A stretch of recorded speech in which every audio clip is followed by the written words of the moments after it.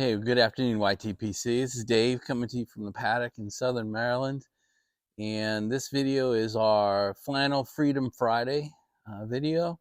Got the Freedom Friday hat, and I decided I've got the weapon picked out, got it sitting right here. So I'm just going to show it to you, walk you through it, and then we'll get this video uploaded. So I'm a big fan of the Freedom Friday videos, so I'm glad people still continue to do them. So what I have for you today here is a Mossberg Shockwave. This is their shorty. So we used to call these things riot guns in the old days, 60s and 70s. This is about as short as you can own a legal weapon. Any shotgun any shorter than this really becomes illegal by the ATF. In fact, the ATF does not consider this a shotgun. They classify it as an other.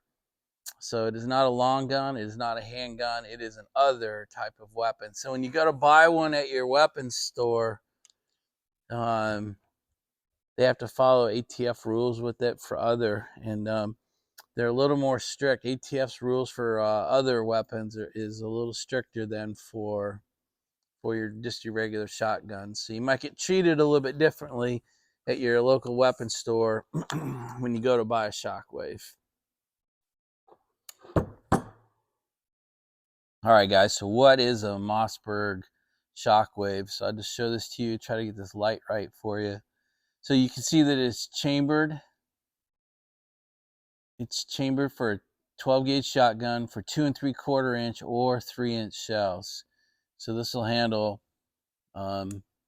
this part up here will handle your 2 3/4 or your 3-inch. I only put 2 3/4 in it.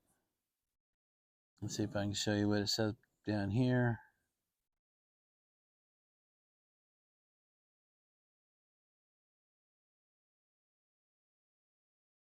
Hard to do this. I know everyone struggles with it. You can see that it's Mossberg, manufactured in Connecticut, and that it is a 12 gauge.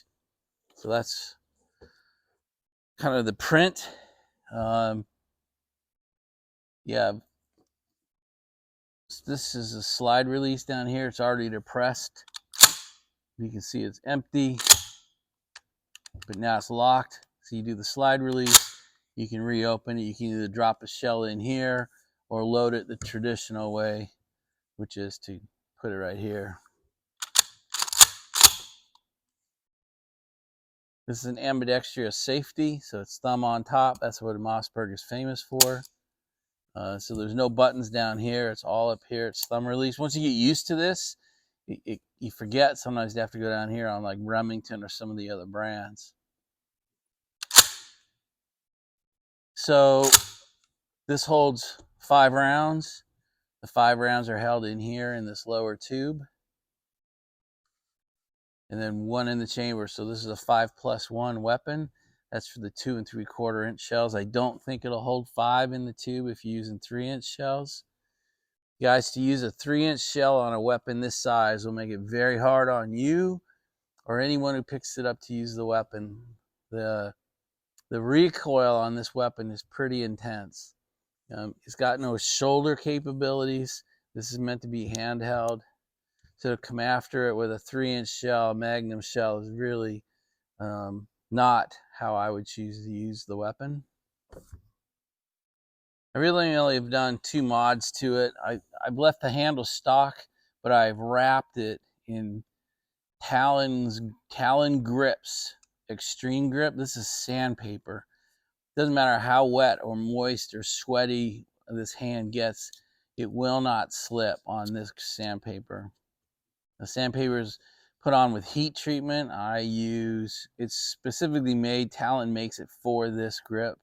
And then you get it all set, and then you get a hairdryer, you set it on high, and you pretty much melt it in place. I've not had any of my Talon grips come loose, so I'm a big fan of them. Most of the weapons I intend, if I ever have to use them, if I really think there's a chance they're going to be used, gets a Talon extreme grip on it. The only other thing I've done is add the shoulder strap with the bandolier in it. I like, especially in shotguns or low round weapons, I like having attached to the weapon itself a number of rounds. Let's see. So these are the rounds I took out of it. It was loaded prior to me starting the video. So I had 5 rounds in it.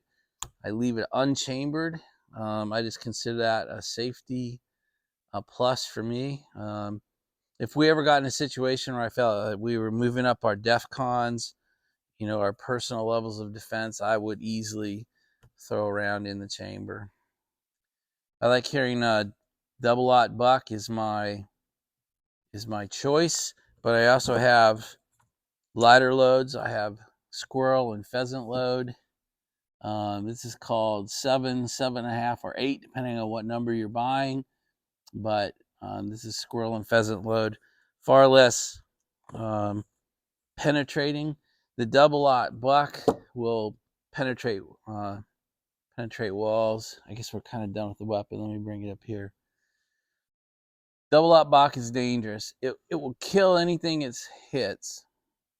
They're generally 9 pellets. They're usually generally 9mm rounds, essentially. The problem is when you use double-aught buck, you really have to understand what's behind the target, because you could be firing sporadically because you're under pressure. This will penetrate walls. It'll penetrate anything that's drywall protected. You know, if you're firing an external brick wall, will hold this.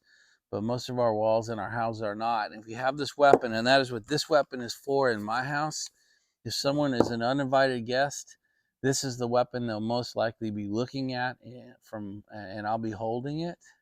But I must be careful because I have double-aught buck in here, because they may be wearing a vest, they may be wearing extra clothing, they may be wearing leather or denim clothing. So I will use double-aught buck.